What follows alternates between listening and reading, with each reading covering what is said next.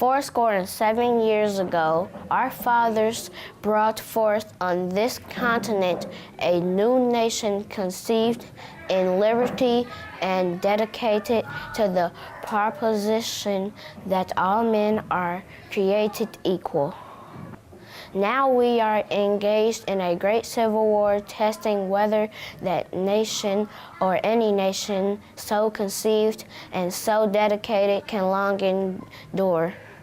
We are met on a great battlefield of that war. We have come to dedicate a portion of that field as a final resting place for those who here gave their lives that that nation might live. It is altogether fitting and proper that we should do this. But in a large sense, we cannot dedicate, we cannot consecrate, we cannot hallow this ground. The brave men, living and dead, who struggled here have consecrated it for far above our poor power to add or detract. The world will little note nor long remember what we say here, but it can never forget what they did here.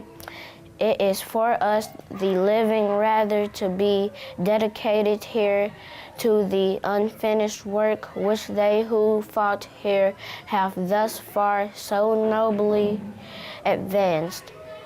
It is rather for us to be here dedicated to the great task remaining before us, that from these honored dead we take increased devotion to that cause for which they gave the last full measure of devotion, that we here highly resolve that these dead shall not have died in vain, that this nation under God shall have a new birth of freedom, and that government of the people, by the people, for the people shall not perish from the earth.